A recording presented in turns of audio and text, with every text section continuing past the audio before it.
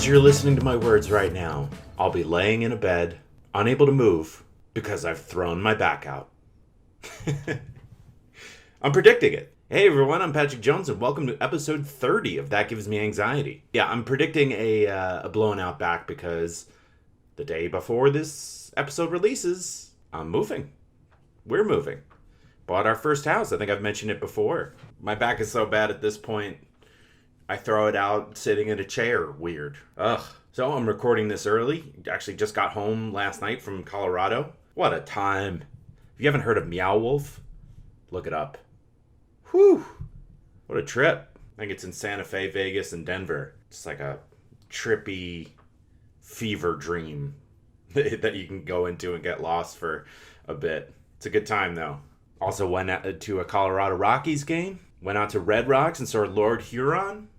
Oh man, Red Rocks. If you're even thinking about going to see a show, it doesn't matter what it is, go out there. Red Rocks, it's incredible. And just don't beat yourself up when walking up those steps you feel like you're having a heart attack. I was out of breath as if I had just run like 2 miles. Just feeling so out of it. But absolutely worth it. Great time, great trip. Now we're on to moving and hurting my back. Even with hiring movers, it doesn't matter. I'll do something.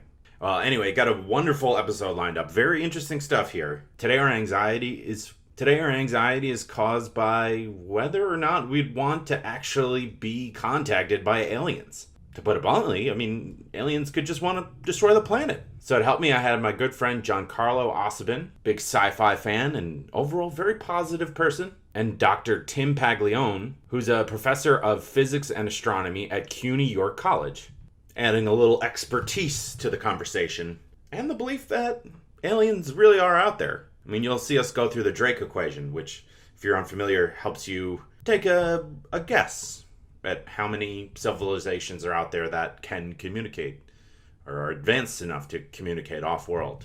So yeah, very exciting stuff. I love nerding out about these kinds of things. This was a really fun episode. So before we get into the fun, just want to remind you that if you're liking the show, to please remember rate and review it. Check the show out on Facebook, Instagram, Twitter, and YouTube.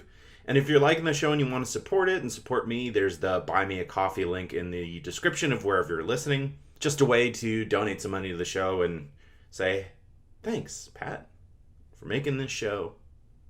And that would be greatly appreciated. Well, all right. Let's make our way to discussing whether or not we would actually want Earth to be contacted by aliens. Imagine the X-Files theme playing right now. I'd put it in there, but I just don't want the lawsuit.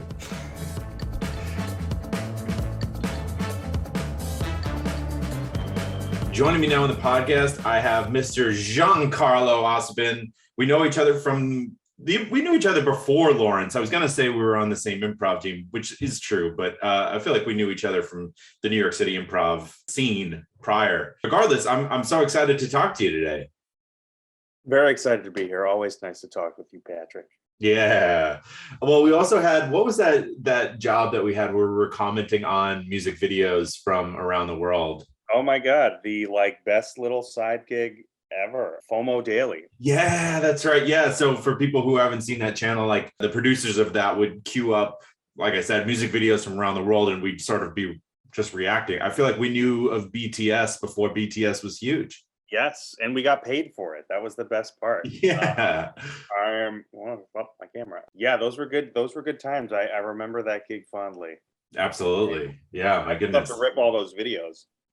Yeah, right. Those are good for the real or just good for nostalgic purposes to hang on to them. Exactly. Yeah.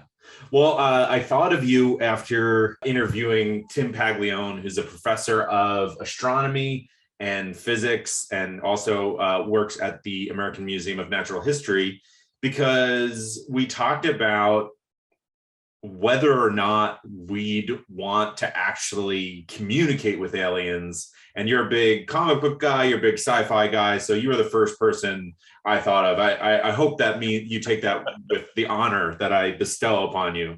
I take that with so much honor, Patrick. I do like aliens. I have always liked aliens and science fiction. And I think part of that definitely has to do with some deep feelings of terror that they conjure up, because the idea of it is amazing, but it's also absolutely terrifying. So yeah, absolutely. Yeah. Well, I'm curious what terrifies you, because generally for people who don't know you, you might be the most positive person I've ever come across in my entire life. And that's such a that's like what makes you so lovable and so charming. But what when you think of aliens visiting, what where does the terror stem from? I mean, there's a lot to choose from. Um, I'd be remiss. My wife just cackled from the other room as you said I was a super positive person. But I don't know. There's something about them. Maybe it's I don't know. When I was a child, my mother used to tell me that I used to watch. I guess it was Alien, the Ridley Scott movie, Hmm. as a child, and I would just terrify myself before going to sleep. Between that and probably the sequel, Aliens, more so because that's the more as amazing as that move as both those movies are. I guess Aliens is the slightly more child friendly version than Alien, which is just Slightly, like yeah. horrific. I used to watch that movie like every night before going to sleep and terrify myself because I think I think there's like this idea that yes, I think it'd be I'd be hard pressed to say that there isn't intelligent life out in the universe. I'm not really like a religious person, but I'm totally all about science and all that stuff. But like, I feel like it'd be stupid to think otherwise. Going along with that, as hopeful as it would be, like to think that there's intelligent life out there and maybe things will be good, the chances of it going the complete opposite, just the idea of the big unknown, it's kind of like the same kind Hmm. of fears I think that people have with like the ocean and stuff. It's just this vast nothingness. And whatever's on the other side of it or whatever else is out there, I think it's like I think we think hopefully, or at least maybe I did at a certain point, that if we do discover intelligent life, they will be somewhat similar to us, and it won't play out like Mars Attacks or something. But yeah, the idea that there's some unspeakable, unfathomable thing that we can't even describe is out there, and we might come across it one day and have Yeah. no idea of how to even comprehend it. I just think that's fascinating and terrifying and hits in that spot like this primal kind of fear.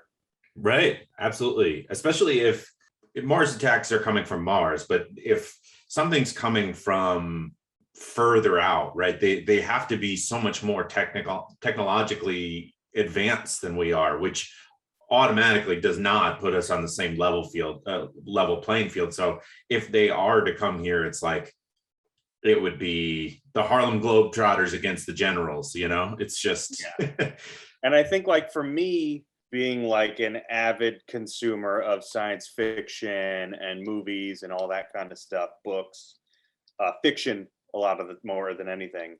I think there's a tendency to take alien life and make it more relatable Mhm. when the reality is it could just be completely undescribable in a way that I don't feel like usually gets put out there in terms of like fiction and science fiction and kind of the things that get really popular. Like there's this, I guess there's like the ET version of aliens that we kind of think of, or Star Wars or something, Mhm. where alien life is anthropomorphic and very relatable and understandable.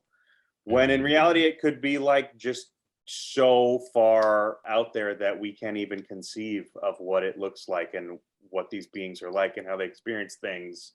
I Mhm. think of I'm thinking of what's the movie I saw not too long ago? Arrival Okay, yeah, I've seen that. was a pretty solid one that was like we can't even fathom how these alien beings kind of interact or deal with each other. And I think that's scary. I That think is scary. that's very scary.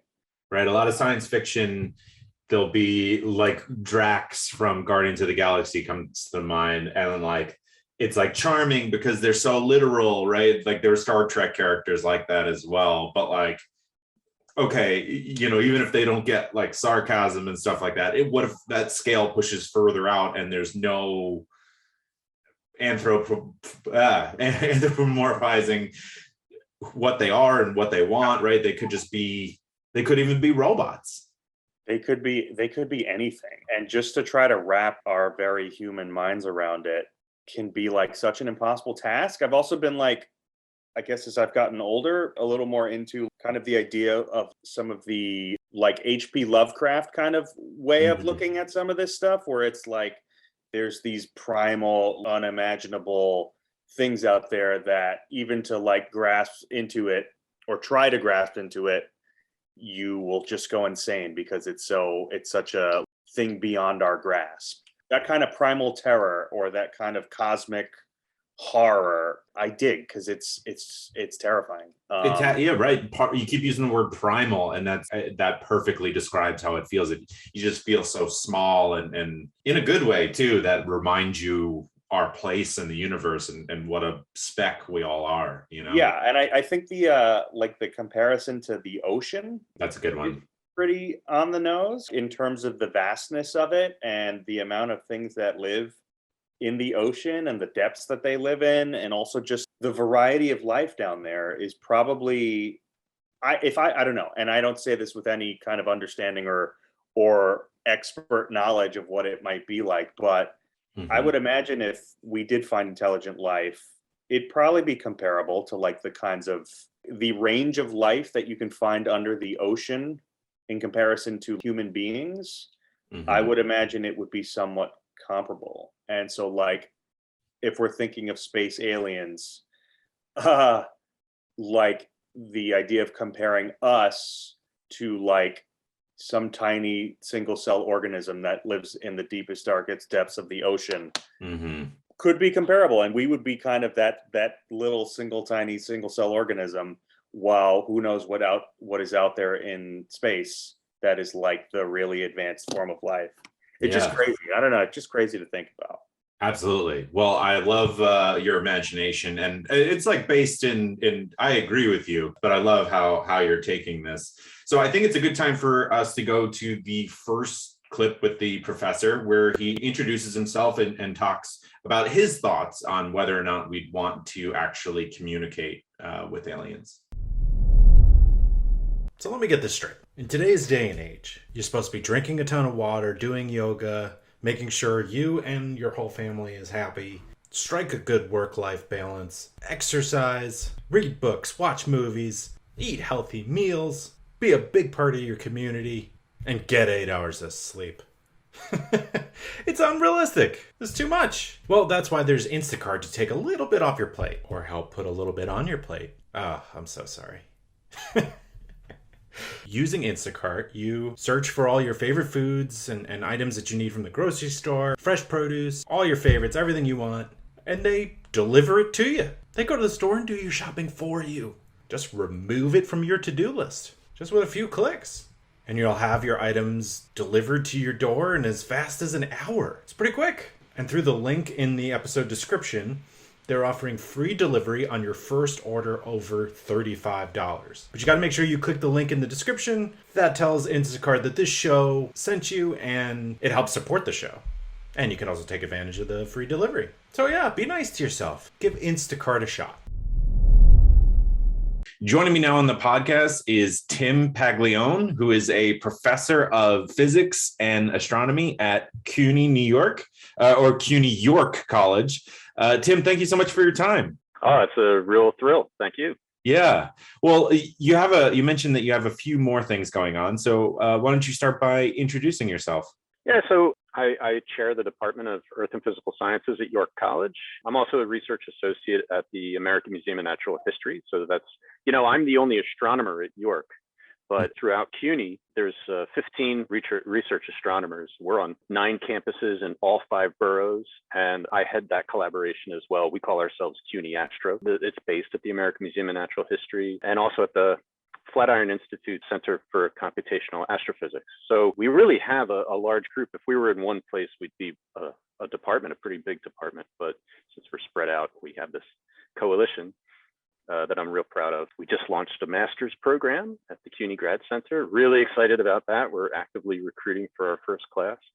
And for the last 10 years, probably the thing I'm most proud of, I've been running a project called AstroCom NYC, which is a undergraduate mentoring program. We get students from CUNY engaged in research and moving on into careers in grad school and things like that. So That's it's awesome. all an effort to improve the diversity in our field and build that community, the COM and AstroCom NYC as community. I love that. That's very, so exciting. very proud of our students in that. Yeah. Yeah, that's great. Well, what sorts of things do you study at the American Museum of Natural History? Well, for the last decade or so, I've been mostly working at the very, very highest energies. I'm an observer, and I study gamma rays primarily. So these are the highest energy light. Gamma rays don't penetrate the atmosphere. They interact readily with the atoms and molecules in the atmosphere. So you have to use satellites for it. And there's the Fermi Gamma Ray Space Telescope. It's been in orbit for 13 years now. I've been using those data to study, the most energetic processes in the universe. So primarily super high-speed energetic particles known as cosmic rays. They interact with clouds, interstellar clouds, that make them glow in gamma rays, or explosions that glow in gamma rays, super energetic pulsars, which are these rapidly rotating, highly magnetic neutron stars that glow in gamma rays. You name it. If it's at the extreme, it can generate gamma rays, and that's what I'm most interested in. Awesome. That's so cool. It's also funny that you can add that descriptive term of like, I'm on the extreme end. It's just like extreme research. Got to really force my students. They're very humble when they give a presentation about the work that they're doing. And I'm like, you cannot exaggerate enough. This is the extreme. This is the most energetic, the densest, the craziest. You can't go too far. It's the edge. Eventually they get there. They feel a little timid about it. It's funny. Sure. Yeah, that's so fun though. Well, the main point of our discussion today is whether or not we would want to be contacted by aliens, and sort of how we're making our presence felt in the universe. So I wonder if you have any initial thoughts on the subject before we dive in. Yeah, I used to be pretty excited about SETI, the search for extraterrestrial intelligence and things like that. I thought it's a good idea to be searching and things like that. But what would happen if we heard something, right? If we got a message, that's a really interesting sociological problem. That's beyond my pay grade for sure. Yeah. But the science is pretty clear that we should expect that there are civilizations out there that we should be hearing from. And this is why we've been attempting the search. And then I read a book last summer, which kind of changed my mind. But really, there's a flip side to this. We're sort of passively broadcasting, and we're also just there. There's some elements of our presence that we can't hide besides our broadcasting. And so the notion is that civilizations should know that we're here too. And if they don't, should we broadcast? Is the big thing. Should we? There's another side to SETI. There's METI, the messaging extraterrestrial intelligence. And that's the big controversy at this point, is should we send out a message and really purposefully make ourselves known? And after reading Lucy Zin's Three-Body Problem trilogy, I really changed my mind. It's much scarier now. It actually gives me anxiety. Oh, geez. Yeah. It's there's a lot of reasons. It seems to me, I'm on the side that there's a lot of reasons to be super duper careful. The sort of Star Trek vision of the Federation that's out there, and it's all very altruistic, that's not guaranteed. Mm-hmm. And so do we play it safe? Do we trust in the benevolence of the universe? I don't know. Yeah, it really depends on so many different factors, right? But even looking to our own history and Earth's history, when people would, I'm using air quotes, discover other parts of the world, it usually didn't spell a positive thing for the people that were already there. So that could be something that happens on a planetary scale. Yeah, this is the way that Lucy Zin has it translated afterward in author's note after the first book in the Three-Body Problem, which is called The Three-Body Problem. There's actually 3 books. Mm-hmm. Highly recommended, by the way. Three-Body Problem won a Hugo Award once it was translated into English, so it's a really tremendous series. And he cited exactly that history just on the Earth. Anytime people went to another continent, it was destructive to all parties generally. And why we would suddenly look at the stars and feel sentimental about it is a mystery. It's just naive. But there's people that argue in the opposite direction too, especially the METI people are very, very passionate and have a lot of great philosophical arguments in the other direction as well. It's been interesting looking at all of that. Yeah, absolutely. I'm definitely going to check out this series of books that you're mentioning, the three body problem. Sounds very interesting. Yeah. So it's interesting to think that our planet's already broadcasting our location, right? Every time that we TV signals, radio signals, like they're going out at the speed of light. Like we're already making our presence known, which is pretty wild to think. Does that make you nervous at all? I don't know, nervous. I mean, like, I feel like we as I don't. It feels so weird to refer to our planet as a kind of whole Mm-hmm. versus how we kind of think of things depending on where we are on the planet. I feel like we're so wrapped up in our own selves that whatever is getting out there would like horribly misconstrue us in general because I feel like we're so scattered. So yeah, I think it is a little terrifying because who knows what they would pick up? Who knows when they would pick it up? Like they could be picking up things from God knows when. I Love Lucy episodes. I mean, Yeah. from World War II on. Our ability to broadcast that kind of stuff really only goes so far back. As a society or as a culture, we're really only so far technologically advanced that the type of stuff that would be out there is just kind of the tip of the iceberg. I guess Yeah. we're kind of still at the tip of the iceberg, somewhat technologically. So the stuff that would be going out, some of the more outdated stuff, probably way outweighs where we're at now, I guess. Of course. Say. Yeah. And if that's one thing about different civilizations is that like the broadcasting could end as you move past radio transmission and TV signal technology, right? I would think eventually we would no longer be doing that. And so there's only like a small window technically, right? I mean, I don't know this for sure, but there's only a small window where you would be broadcasting in that sense, which is kind of crazy to think, but it does make sense. It's also like we have this concept of entertainment, and it's like, how does that translate, to somebody to an alien race or anything? How do they decipher any of that? I think I like to think of it like if it was the flip side. If we picked up something from some outside alien extraterrestrial species, how would we be able to decipher if it's entertainment, if it's anything else? Like, I just don't even know how.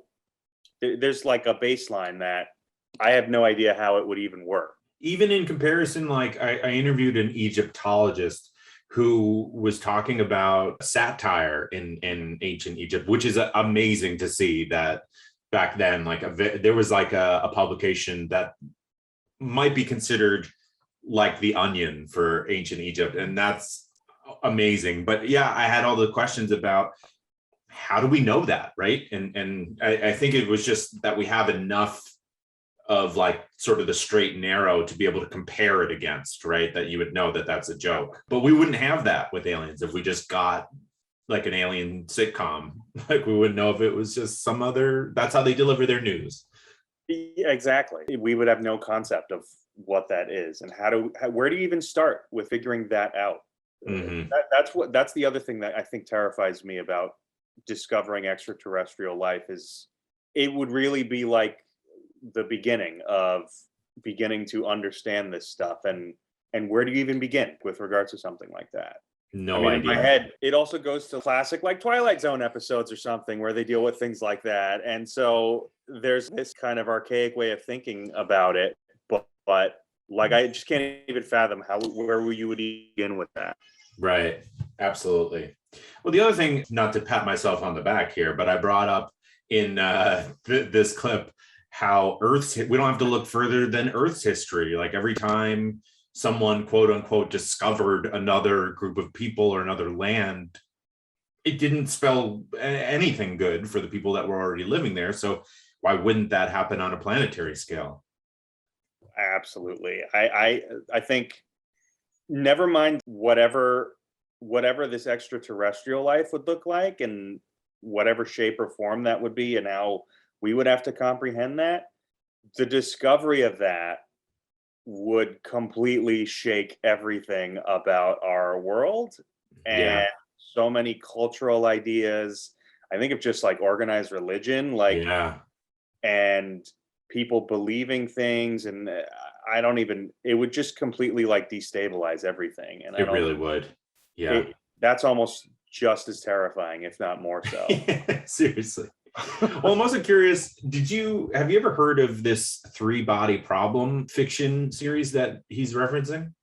No, it was the first time I heard about it was through these clips. Yeah. So I am curious, but no, it's the first Okay. time. Yeah. I actually just ordered it the other day, so I'm excited to dive into it. We're discussing whether or not we should communicate with aliens. So in the next clip, the professor and I run through the Drake equation, which is a way of sort of guessing how many advanced civilizations are out there. So I think we should go to that clip to figure it out because it's kind of wild. How do we know that the likelihood is so good that there are other civilizations? I've heard of the Drake equation, but I'm not exactly sure how that breaks down. So maybe that might be something that you can help me out with. Yeah, exactly. And I run through this in with my classes too, especially the solar system class. The last thing that we do is this activity on the Drake equation. So it's this long string of probabilities, of fractions, and mostly, for the most part. And the ultimate end goal is to find the number of civilizations we can communicate in the galaxy with. And so that's a big N. That's that total number. And it depends on a whole bunch of factors. And when I do this in class, I just break it down to like a half a dozen or so factors to keep it kind of concise. Some of these factors we know really well. Some of these factors are absolute wild conjecture, but we can run through them. We could run through them just like I run through it with my class. And everybody, and I've done it now with thousands of students, and everybody comes up with their final answer for the number of communicative civilizations that are out there. So you want to do that? You want to Let's do it. out? I just got very excited. So yes.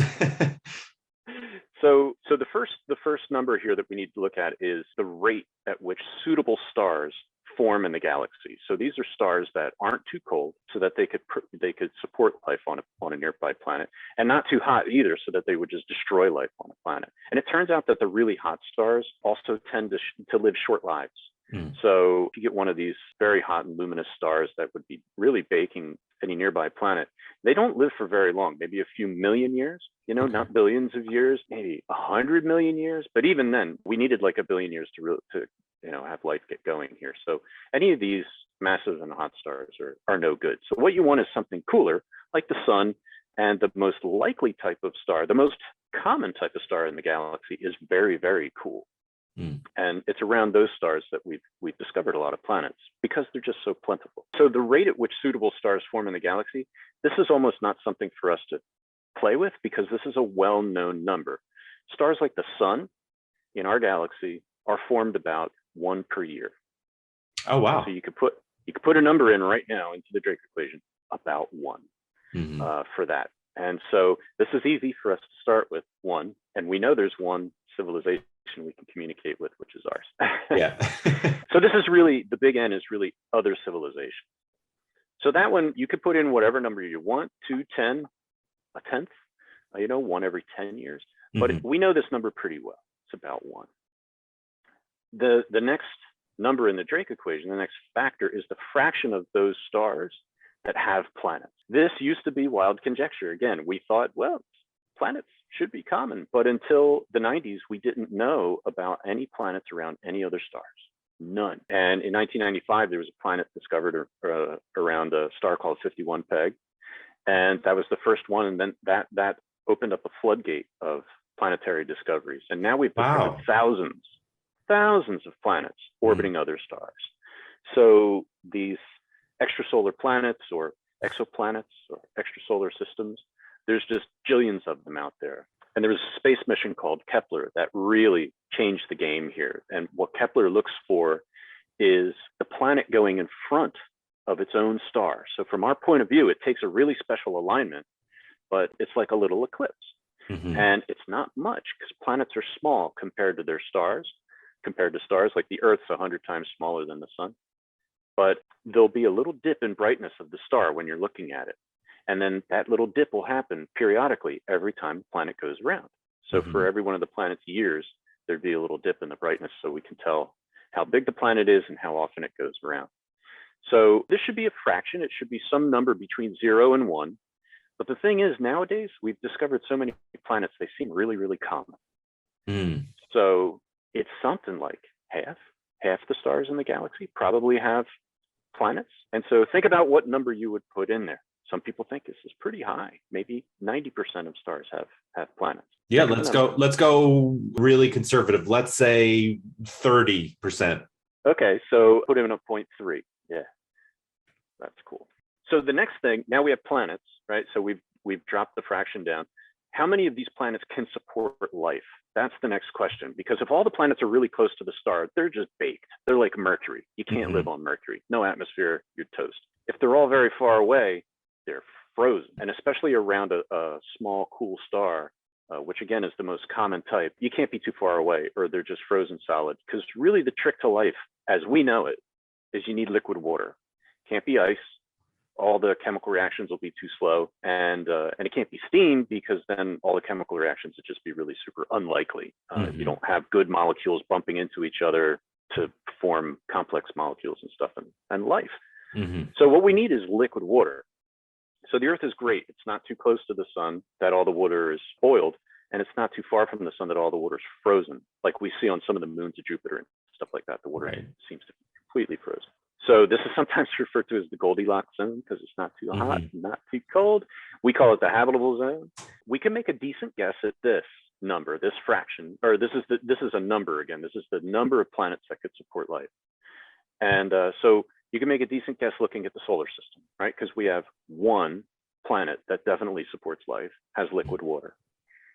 But if you look around a little more generously, there could be liquid water on or under the surface of Mars. That's a possibility. There's been a lot of really tantalizing clues to that. Or there was definitely liquid water on Mars at some time. It could have supported life then. We don't know. We haven't found that yet.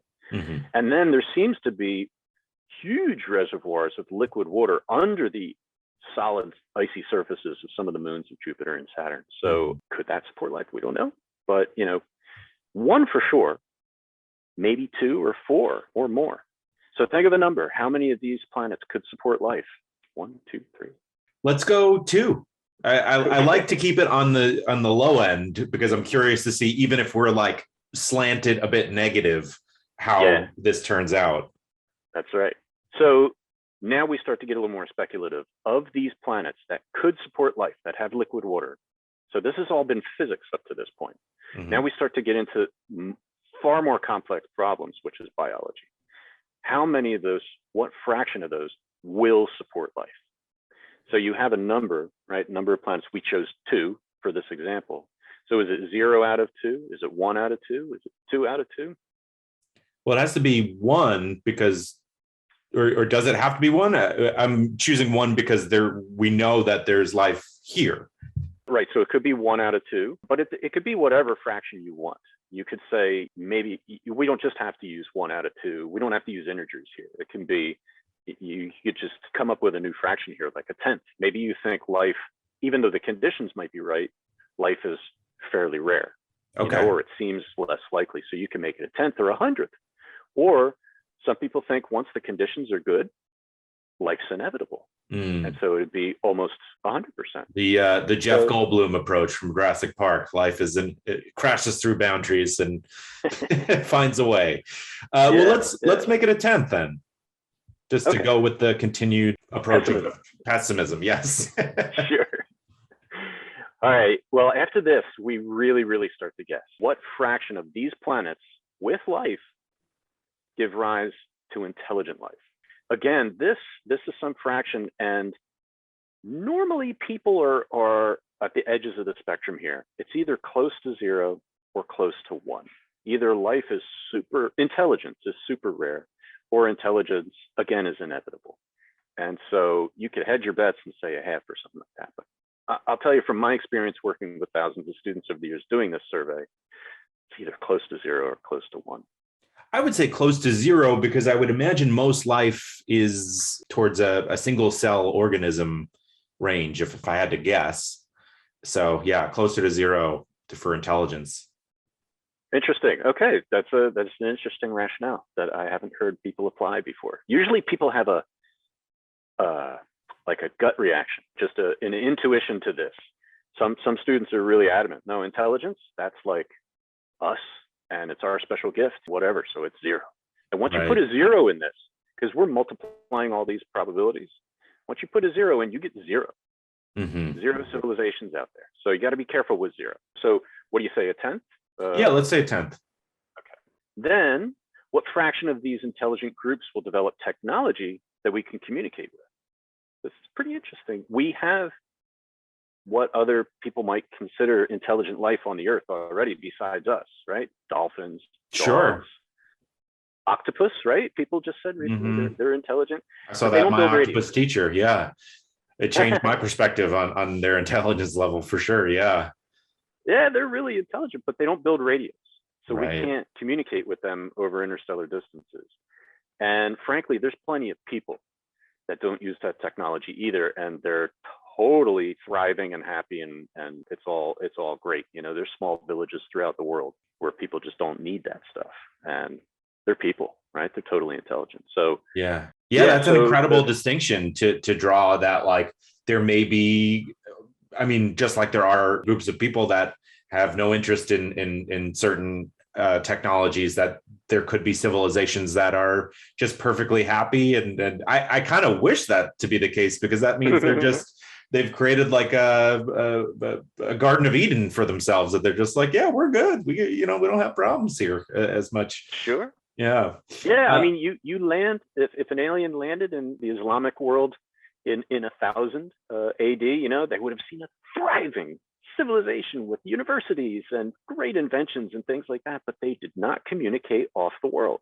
And Renaissance Europe, amazing stuff going on, lots of great constructions, no communications off world. Right. It's a 20th century thing.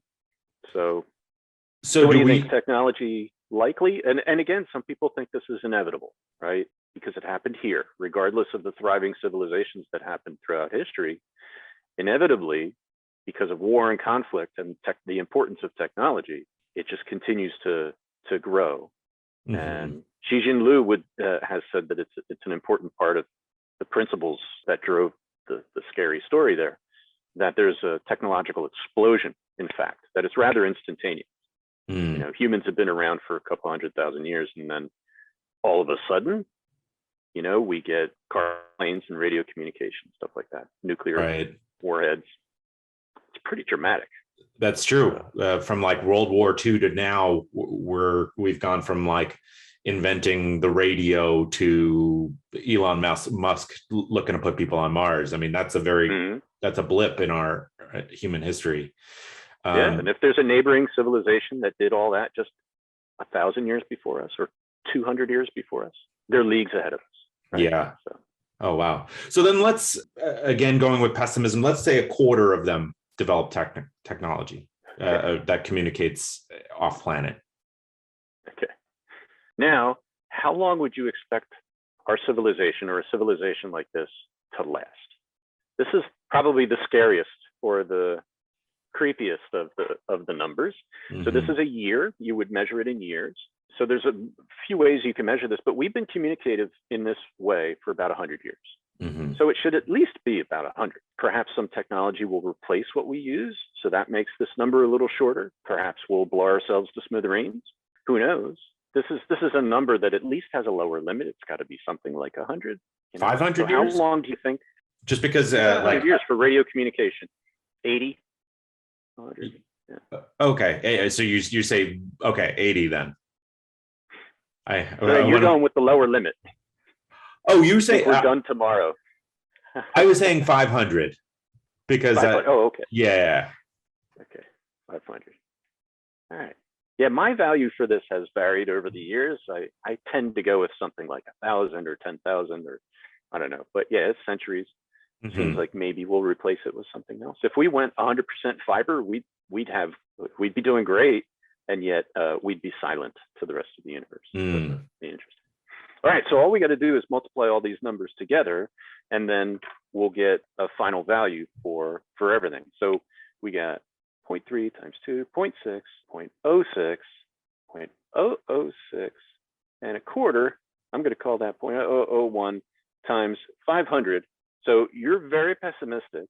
Mm-hmm. We're something like, you're saying there's something like maybe none to one other civilization out there. Mm-hmm. So very low numbers here. Yeah, let me just double check my math again.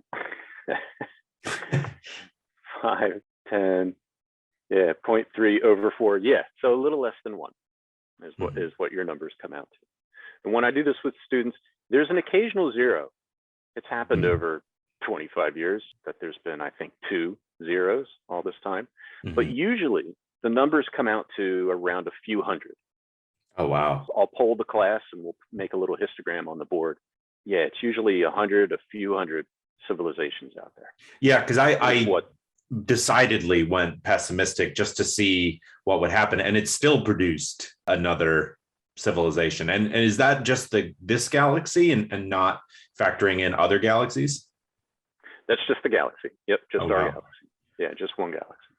So if you were going to get like hundreds in, let's say, the Milky Way, that if you expand that out to other galaxies, that would mean that there would be an infinite amount. Billions. Yeah, a lot. Oh my gosh. But communication within the galaxy is hard enough. Between galaxies, it's effectively impossible. So communication with our technology. So that's the real key. You know, even if you get 100 civilizations like ours that are out there right now that we can talk to, even if it was something like 100 or 1,000, they're spread out through the galaxy, which is pretty darn vast.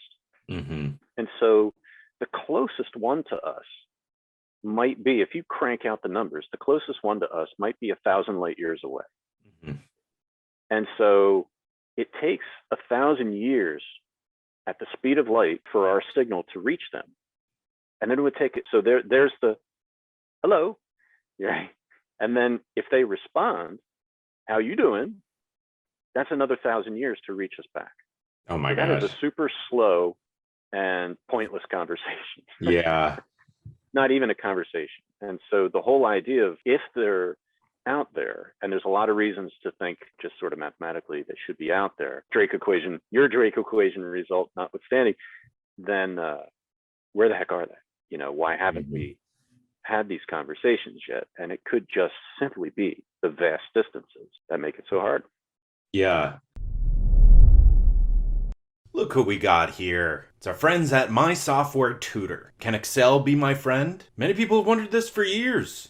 The answer is yes, it can. Excel doesn't have to be like the friend that your mom makes you hang out with in elementary school. It's weird. It's always stuff with boogers, right? What's wrong? What's up? Why is that kid always eating boogers? Their house always had the best snacks too. And there he is. Boogers. Well, Excel doesn't have to be like that weird kid. Unless you were that weird kid. Were you? Be honest. You know. I'm not actually asking. I can't hear your response, but you know. And it's okay if you were.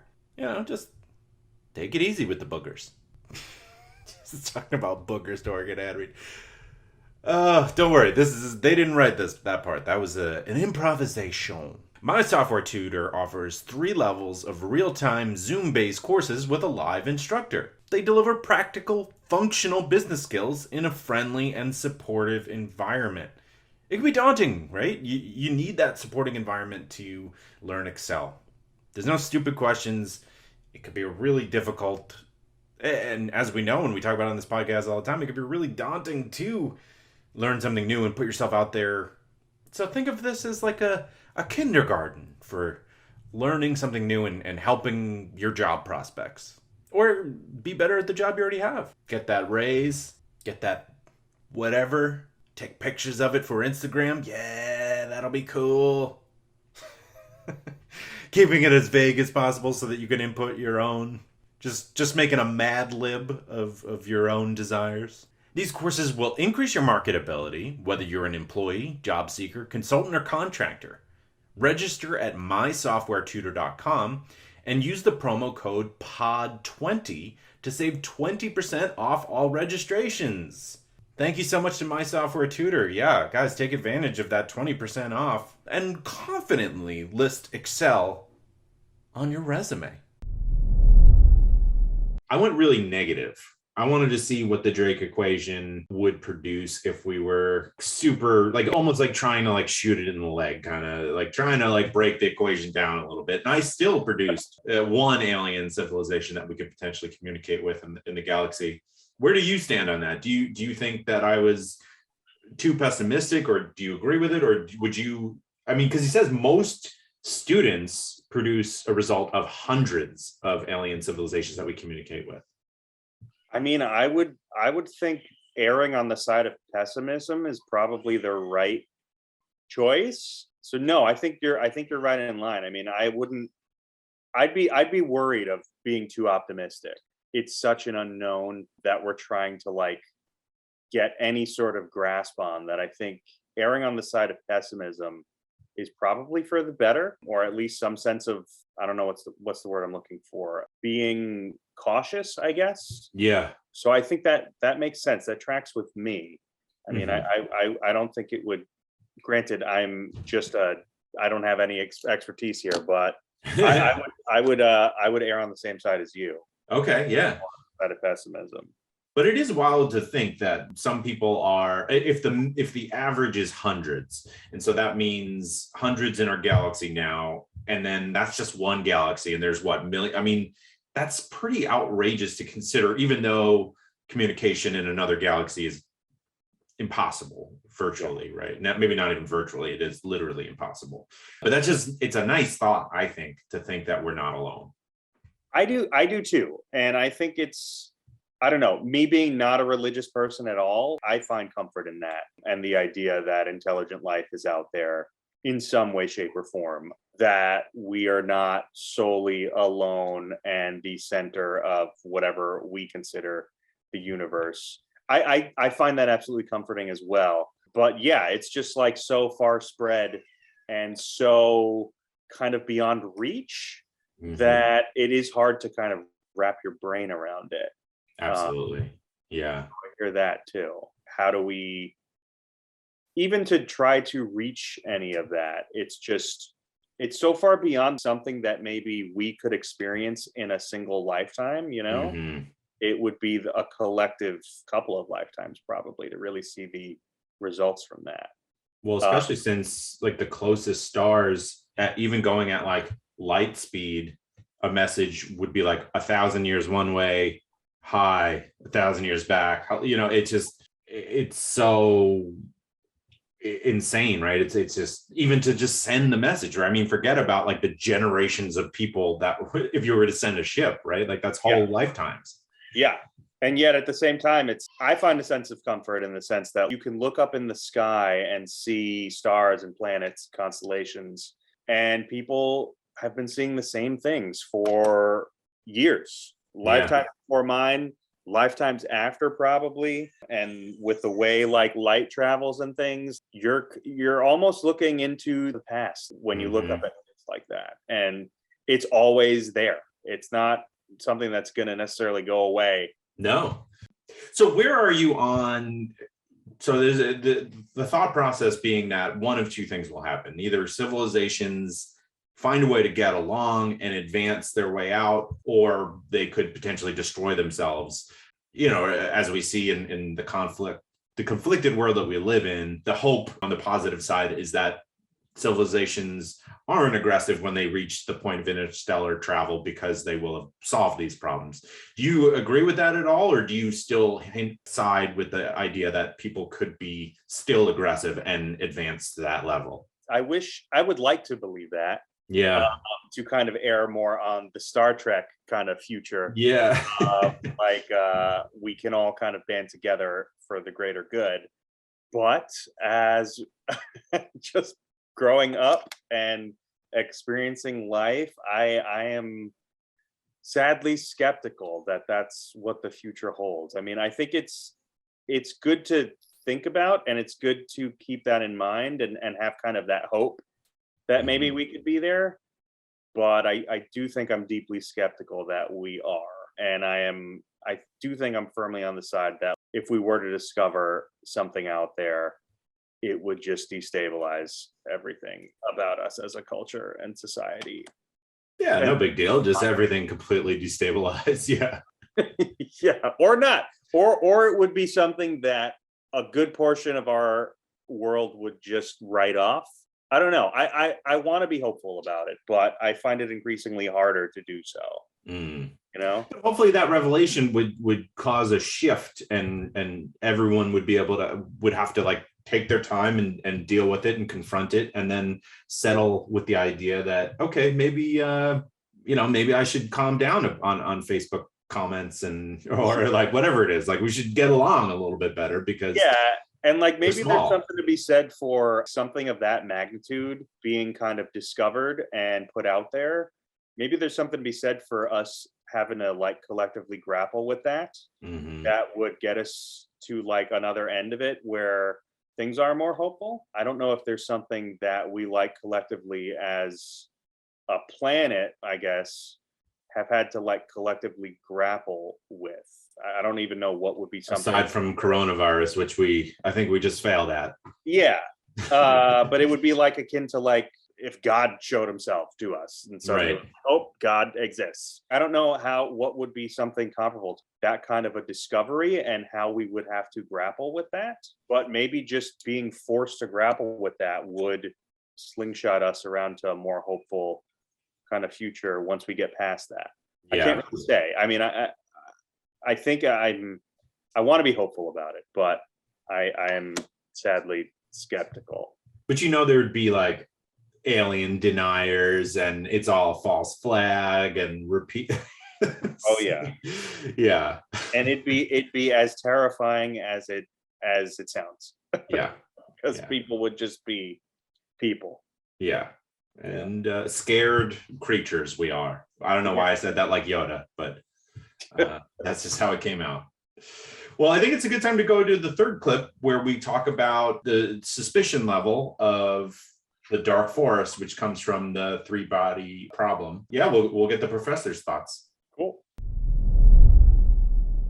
All right, you've got an event coming up.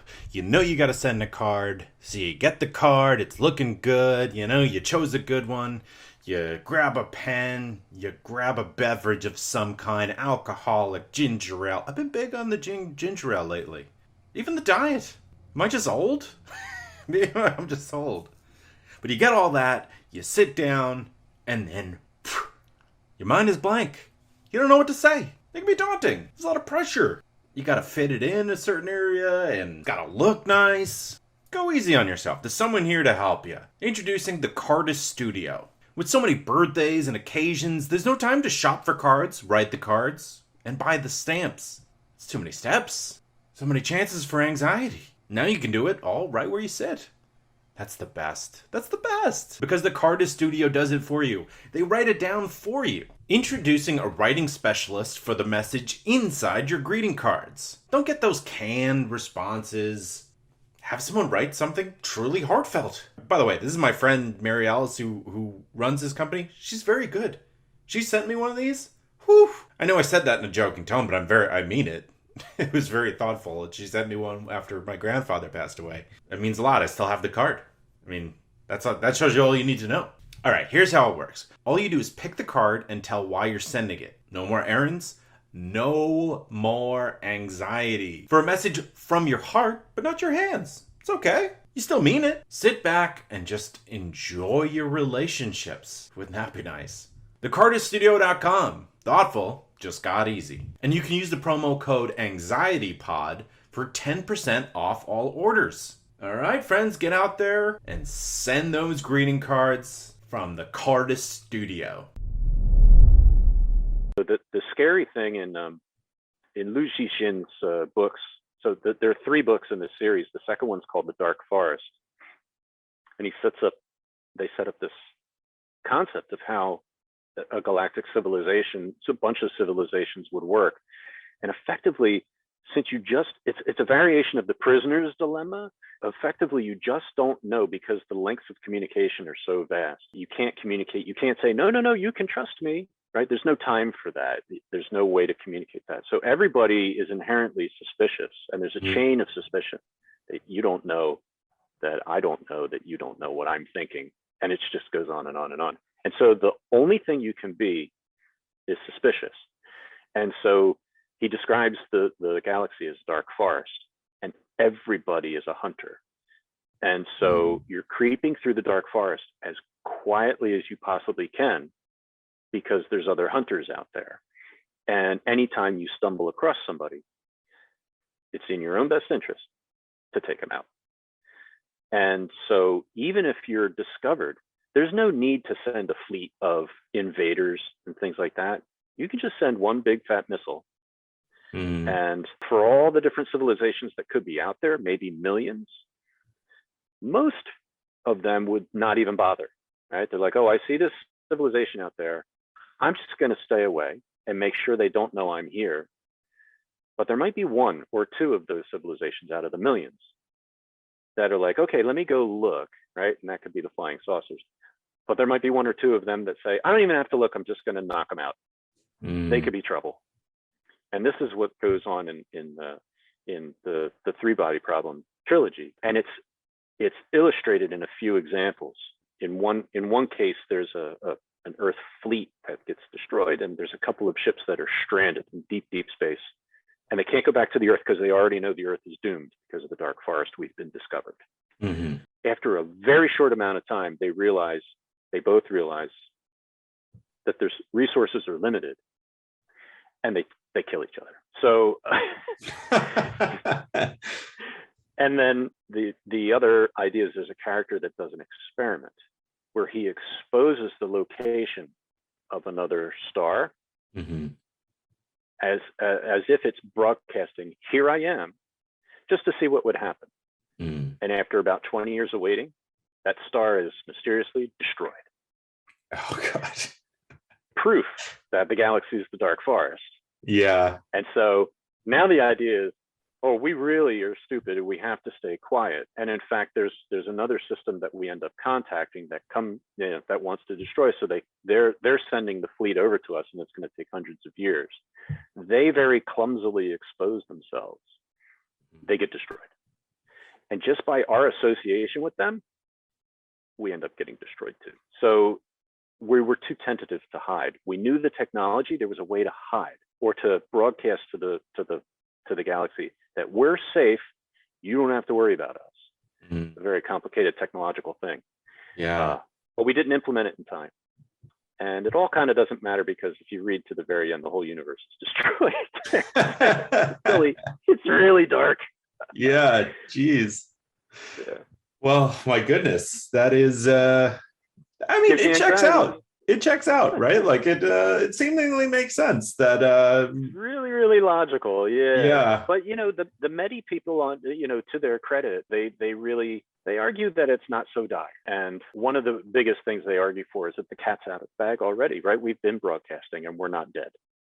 So, if we've been broadcasting for a century and we're not dead yet, maybe the universe is cool. And we could be first. We could still be the only one. Your number came out small. So it could be that there is the Starfleet Federation out there that is actually altruistic. But gosh, we just don't know. Oh, man. Well, this has been so fun. Thank you for explaining everything to me. Is there anything you think I'm missing? No, I don't know. I mean, it's been a fun, rambling conversation. We went in a lot of different avenues that I wasn't anticipating. But yeah, people are really arguing about this now because Medi is on the verge of probably doing something. And folks want to make sure that doesn't happen without consultation with the rest of the world, Yeah. And Xi Jinlu's book is science fiction, and there was some fictional stuff that allowed us to broadcast with enough strength to be a detectable signal. So right now we're still fairly undetectable. It's really hard to see us, but that was the action of one misanthropic person and set the whole ball rolling and ended up in the destruction of our solar system. So it's it took hundreds of years, but one person sent out a message and cooked us all. Could it be that dire? It could. Yikes. Well, it still is fun to consider, and it's something that, most likely people will be thinking out for hundreds of years going forward. Hopefully, if we don't nuclear blast each other. Even just in the coming decades, we're going to be actively looking and probably discovering some of these atmospheric signatures of life and other planets. And so we'll know in our neighborhood where there could be worlds that could support life. And we haven't even touched on what that would do for us here, how that would change our ideas around religion and how we relate to each other and our environment. Exactly. Yeah. I mean, if we are our only supporters, why are we still fighting with each other over bits of dirt and oil and whatnot? It's in our best interest to get along. And what happens if another civilization comes at us if we're not unified? Right. Big trouble. So the professor was pretty optimistic that we'll find life soon. It feels like even in our lifetime, do you think that, I mean, it's funny because neither of us are astrophysicists, but the astrophysicist is telling us that we're knocking on that door. Do you think that is possible? I think that'd be awesome. Mm-hmm. I mean, like, as skeptical and scary as I think it would be, I think it would be really cool, especially, I mean, just because I'm a fan of science fiction and space and all that stuff. I think it would be awesome. I hope it happens. I mean, I've been reading a lot about how Congress is now like declassifying all this stuff about UFOs and stuff. And like, it kind of goes under the radar because we're dealing with so many other things. But like, I think it would be really cool. And like, as scary as it would be, I do think that it could bring us together in a lot of ways. Yeah. Too. So I hope so. I mean, if we're really looking at the next 40 to 50 years for when this could happen, I don't know. It'd be really cool if it did. I think it's like the top thing that I'd like to see in terms of like discoveries before I die. I mean, it would just be, I don't know. I feel like calming about it. That fact that we're not alone, just, I don't know. It just makes things seem more profound that we're not like an accident. Like life is almost inevitable. Yeah, and I also try to think about, as much as we can think about like how things would be terrible with certain aspects of our world dealing with it, I wonder how it would change things for the better. How would the various organized religions, what if they accepted it instead of completely were upended by it? I wonder how that would change things moving forward. How would that kind of affect things as a civilization moving forward, just from that one point? I keep going back to Star Trek because that's kind of like the hopeful version of all the things. But yeah. I feel like in a lot of science fiction, there is usually that kind of, when dealing with alien stuff in a more hopeful sense, there's usually like the one moment that kind of changes everything, whatever that first contact or whatever is. So to kind of experience that would be so cool, Absolutely. Yeah. The professor also talks about the three body problem in again, in science fiction, but the idea is that he describes the dark forest, and the only thing, because there's a lack of communication, the only thing that planets can be is suspicious, because there's a lot of fear, and all it takes is one civilization, maybe even one being that is nefarious and wants to destroy it. That aspect of what he was saying was so profoundly terrifying, because it's so understandable, right? We see this in our world. Like, all it takes is Vladimir Putin and someone's invading Ukraine. It just takes one little sad boy that wants everyone to think he's special for something truly negative to happen. So from that perspective, it is scary, because it takes and that one person could be born at any time, right? Things could always go bad. Yeah, and that could be on our side, which I think we're all a little like, it would probably be on our side, but that could also be on their side.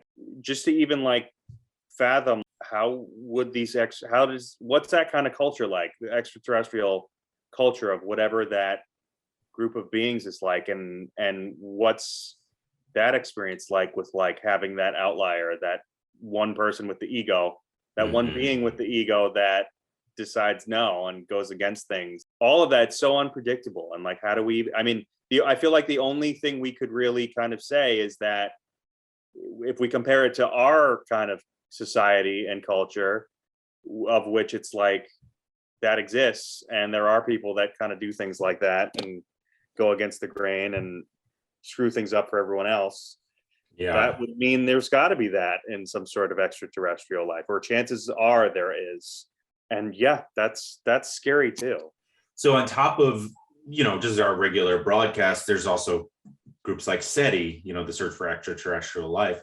And, they're right now listening, but there's also ideas that they'll put out messages. Do you think that, like, I feel like the world should sort of vote on that, right? Like it's tough to get consensus, but I feel like the world should be involved in that conversation. Yeah. And I wonder how that'll look in the future, considering how kind of reaching out into space is becoming more and more kind of privatized.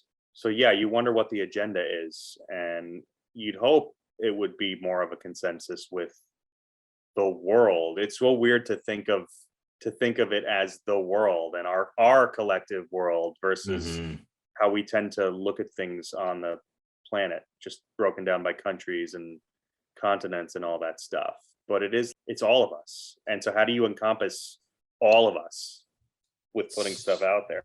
Well, if you had to make a choice right now, would you be in favor of putting radio messages out there for aliens, or would you like to be a bit more cautious and not put anything out there?